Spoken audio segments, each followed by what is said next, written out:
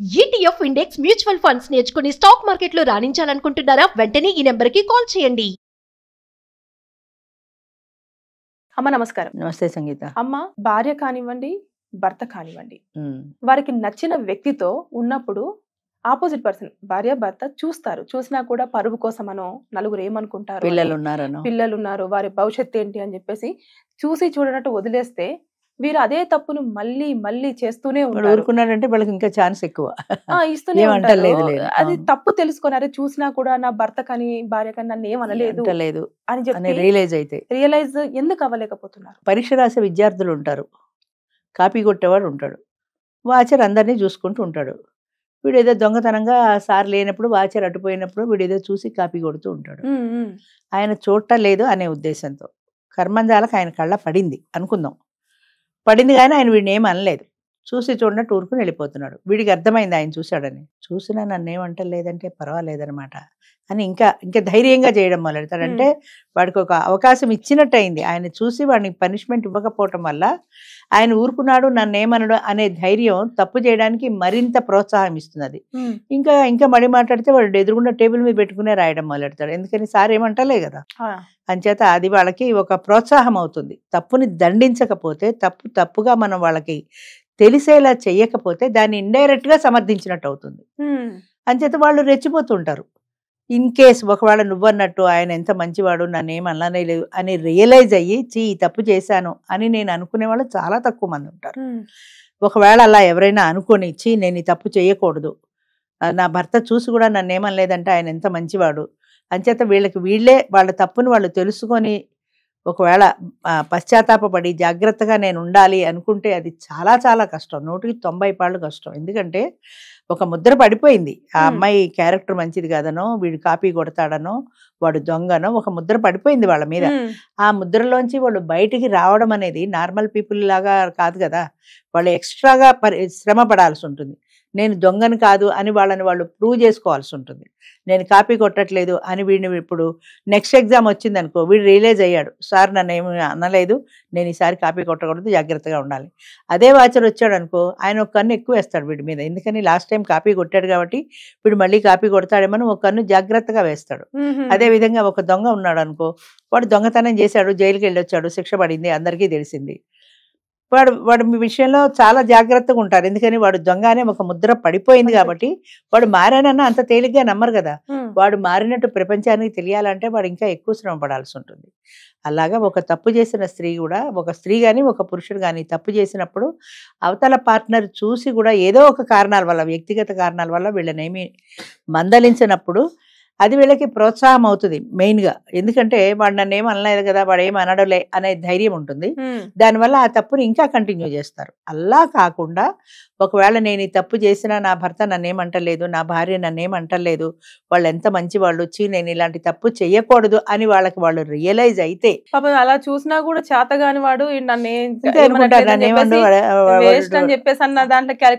అంటే అలాగే క్యాలిక్యులేట్ చేస్తారు. ఎందుకంటే వాడు ఊరుకున్నాడంటే వాడు చేతగాని వాడు కాబట్టి ఊరుకున్నాడు, వాడికి ఆ దమ్ము లేదు, వాడికి ఆ ధైర్యం లేదు అనుకుంటారే తప్ప వాళ్ళలో ఉండే మంచితనం అన్న పార్టీని వీళ్ళు గుర్తించరు. 1% ఒకవేళ ఎవరైనా గుర్తించి రియలైజ్ అయ్యి నేను ఇలా తప్పు చేయకూడదు, నా భర్త నేను మోసం చేయకూడదు, వాడు ఎంత మంచివాడు కాబట్టి చూసినా నన్ను ఏం అనలేదు అని అనుకున్నారు అనుకో, ఆ సంగతి వాళ్ళు ప్రూవ్ చేసుకోవాలి కదా. అంటే వాళ్ళ బిహేవియర్లో, వాళ్ళు ఫ్యామిలీలో నేను ఇలాంటి వ్యక్తిని ఒకప్పుడు అయ్యి ఉండొచ్చు కానీ ఇప్పుడు నేను మారాను అన్న వాళ్ళలో వచ్చిన మార్పు అవతల వ్యక్తులకి తెలియాలంటే వీళ్ళు చాలా కష్టపడాలి.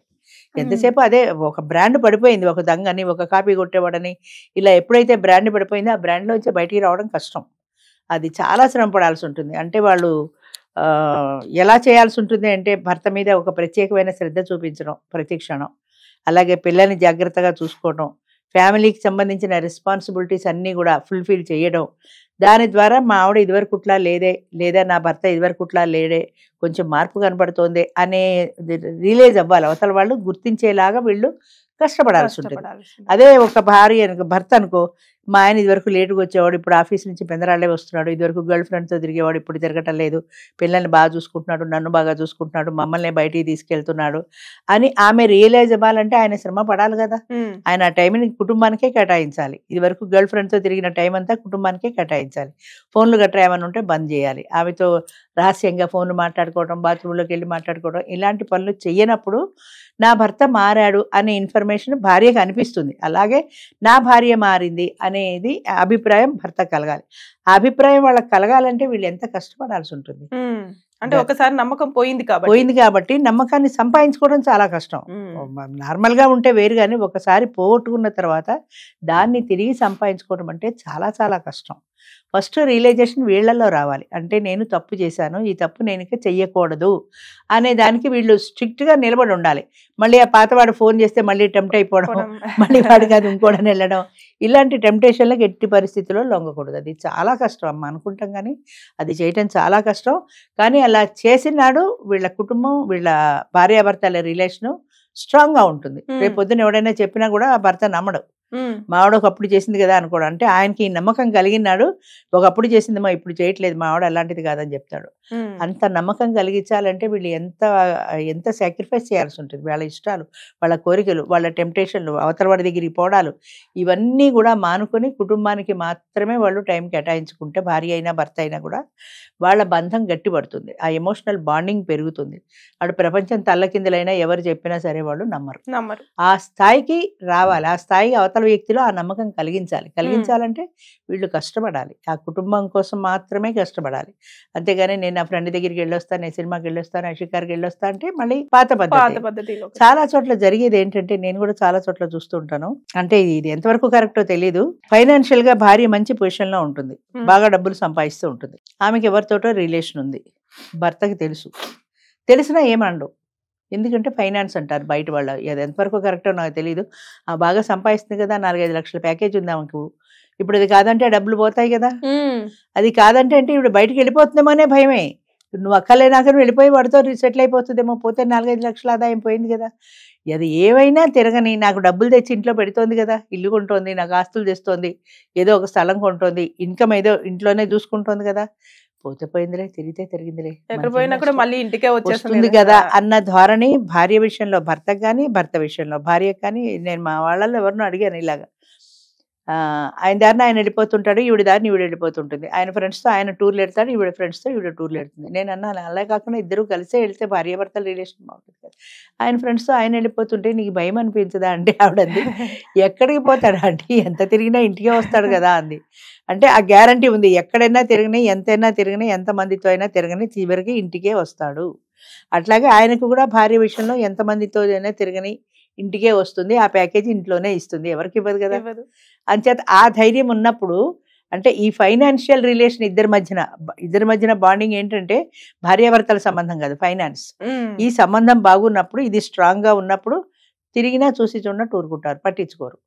వాడికి తెలిసిన ఆమెకు తెలుస్తుంది, ఆమెకి తెలిసిన ఆయనకి తెలుస్తుంది, తెలిసినా అది నన్ను అడగటం లేదు కదా అని. అది నన్ను అడగట్లేదు కాబట్టి మిగతా విషయాల్లో అంతా బాగానే ఉంది కదా, నేను ఇంటికి తెచ్చి ఇంట్లోనే డబ్బు ఇస్తున్నాను కదా, ఇంట్లో స్థలాలు, పొలాలు, బంగారాలు ఏం కావాలనుకుంటున్నాను కదా అని ఆయన అనుకుంటాడు, ఆవిడ అనుకుంటుంది. అంచేత ఈ ఫైనాన్స్ అనేది ఇద్దరి మధ్యన బ్రిడ్జ్ అయిపోతుంది. అందుకని తెలిసి తెలియనట్టు ఊరుకుంటున్నారు భార్యలు కానీ భర్తలు కానీ. అది ఒక రకం, అది ఇంకొక కోణం అనమాట ఇందులో. అంటే ఫైనాన్స్ కి సంబంధించి డబ్బులు బాగా సంపాదించినప్పుడు, ఏదో కమ్యూనిస్టులు చెప్తారు చూడు, ఏ బంధమైనా ఆర్థిక సంబంధాలే అంటారు, అలాగా ఆర్థిక సంబంధం బాగున్నప్పుడు మిగతా విషయాల్లో మనకి ఎంటిపోతే పోయిందిలే.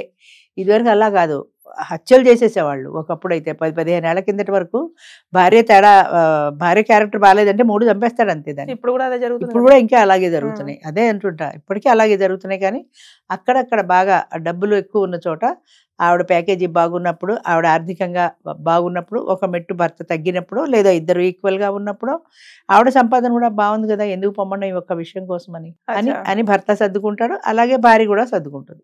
ఆర్థిక సంబంధాలు అంటారు వాటిని ఆర్థిక సంబంధాలు అంటారు. అది ఆ సంబంధాలు ఉన్నప్పుడు మిగతావి ఇలా ఉన్నా పట్టించుకోరు. ఓకే. ఈ మధ్యలో ఇక పిల్లలు అనే వాళ్ళు కూడా వాళ్ళకి కావాల్సిన లైఫ్ ను వాళ్ళకి ఇస్తే వీళ్ళకి ఎవరి లైఫ్ వాళ్ళదే అనుకుంటారు. బయటకు వెళ్తే నీ లైఫ్ నీదే, బయటకు వెళ్తే నా లైఫ్ నాదే, పిల్లల లైఫ్ పిల్లలదే. అంటే అందరికి పరిపూర్ణమైన స్వేచ్ఛ అనమాట చెప్పాలంటే. అంటే కుటుంబం అంటే కొన్ని బంధాలు ఉంటాయి, కొన్ని విలువలు ఉంటాయి, కొన్ని ఎమోషన్స్ ఉంటాయి, వీటన్నింటికి కలిపితేనే ఒక కుటుంబం అవుతుంది. కానీ ఇక్కడ ఏంటంటే ఫైనాన్సే మెయిన్. అంచేత నీ జీతం నా జీతం, నీ ప్యాకేజీ నా ప్యాకేజీ బాగున్నాయి, దీంతో మనం ఏదైనా కొనుక్కుందాం, పిల్లల్ని ఎలా చదివిద్దాం. సరే పిల్లలు కూడా అలాగే చదువుకుంటారు, వాళ్ళ ఫ్రీడమ్ వాళ్ళకు ఉంటుంది. వీళ్ళు కూడా గట్టిగా అనలేరు, వీళ్ళకి ఒక మైనస్ పాయింట్ ఉంది కాబట్టి రాత్రి 11ంటికి వచ్చావేరా అని కొడుకుని అడగలేదు. ఈవిడే రాత్రి 12ంటికి వస్తుంటే వాడు 11ంటికి వచ్చావని వాడు ఏ నువ్వు రావట్లేదా 12ంటికి అంటాడు. అంచేత వాడితో అనిపించుకోవడం ఎందుకు కాబట్టి ఈవిడ ఊరుకుంటుంది.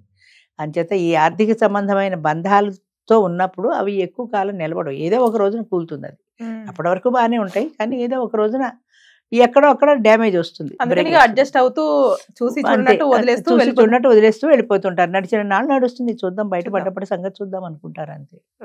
అంచేత ఇలాంటివి బంధాలు శాశ్వతమైనవి కాదు. ఎప్పుడైతే ఒక కుటుంబం దానికి కొన్ని పరిమితులు ఉంటాయో ఆ పరిమితులకు లోబడి వాళ్ళు సంసారం చేసినప్పుడు, పరిమితుల్లో ఉన్నామని అనిపించినా కూడా దానికి ఒక సేఫ్టీ ఉంది, ఒక సెక్యూరిటీ ఉంది, ఒక బాండింగ్ ఉంది. ఇవేమీ ఉండవు మిగతా భాషల్లో. ఆర్థిక సంబంధమైన బంధాలు ఉన్నప్పుడు ఇలాంటివి. Thank you. Thank you.